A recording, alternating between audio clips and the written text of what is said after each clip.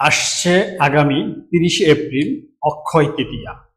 অক্ষয় তৃতীয়া এই দিনে আপনি কি কি জিনিস করতে পারবেন এবং কি কি জিনিস করতে পারবেন না, কোন কোন জিনিসের উপর রয়েছে নিষেধাজ্ঞা, এই বিষয়ে বিস্তারিত থাকছে আজকের এই ভিডিওতে।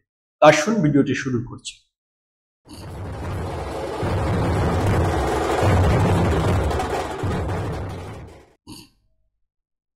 অক্ষয় তৃতীয়া হলো হিন্দু পঞ্জিকার বৈশাখ মাসের শুক্লা তৃতীয়া অর্থাৎ শুক্লপক্ষের তৃতীয় দিন। এটি হিন্দু ধর্মাবলম্বীদের কাছে একটি বিশেষ তাৎপর্যপূর্ণ দিন।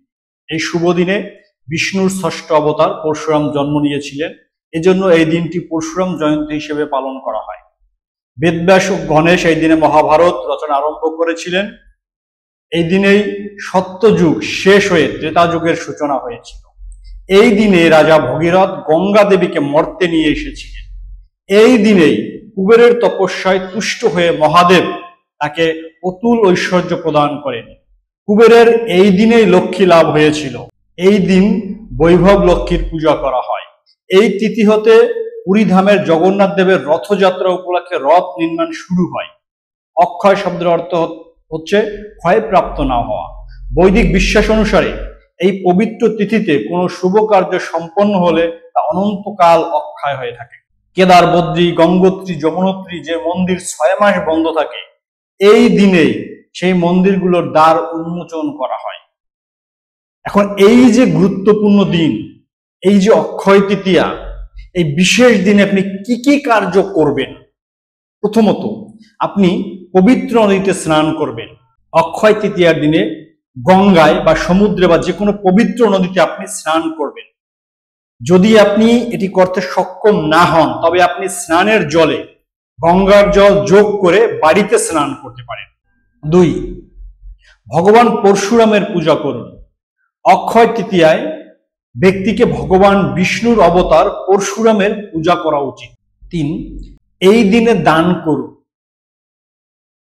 জব, গম, ছোলা, ছাতু, আখের রস, দুধ থেকে তৈরি খাদ্যদ্রব্য, সোনা, জল ভর্তি পাত্র, শস্য, জামা কাপড়, স্কুলের জুতা ইত্যাদি এই দিনে বিভিন্ন জনকে দান করুন। সম্ভব হলে এই দিন উপবাস থাকুন। এছাড়াও এই দিনে আপনি অভাবগ্রস্ত কাউকে খাবার খাওয়ান। অর্থাৎ এই দিনে আপনি যে পুণ্য সঞ্চার করবেন সেই পুণ্য অক্ষয় হয়ে থাকবে। এবার আসুন, এই দিনে কি কি কাজ আপনি করবেন না। অক্ষয় তৃতীয়ার দিনে জপ, তপস্যা, দান করলে ভালো ফল পাওয়া যায়।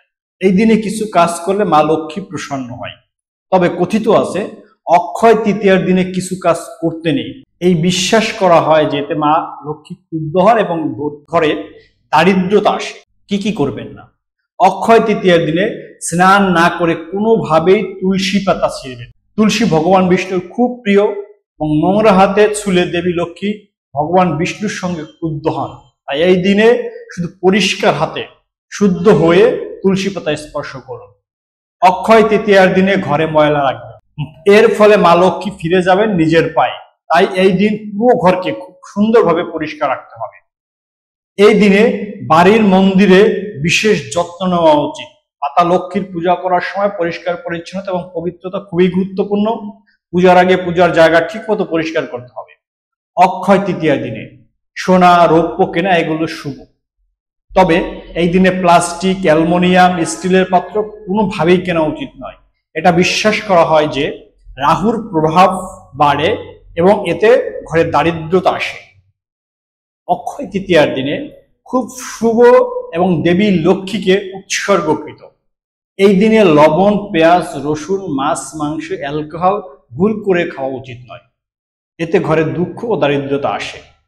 এই দিন যদি পারেন অবশ্যই উপবাস থাকবে।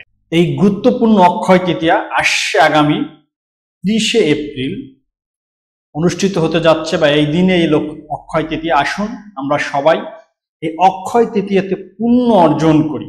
এই ধরনের গুরুত্বপূর্ণ আরো অনেক ভিডিও আমাদের চ্যানেলে দেওয়া রয়েছে, আপনারা চ্যানেলটি ঘুরে আসতে পারেন। আজকের ভিডিও সম্পর্কে কোনো ধরনের প্রশ্ন বা মতামত থেকে থাকলে অবশ্যই কমেন্টস করে জানাবেন, এবং যারা এখনো আমাদের চ্যানেলটি সাবস্ক্রাইব করেন অবশ্যই আমাদের চ্যানেলটি সাবস্ক্রাইব করবেন এবং আমাদের পেজটি ফলো দিয়ে রাখবেন। সবাই ভালো থাকবেন, সুস্থ থাকবেন, দেখা হবে পরবর্তী ভিডিওতে। নমস্কার, সবাইকে অক্ষয় তৃতীয়ার অগ্রিম শুভেচ্ছা।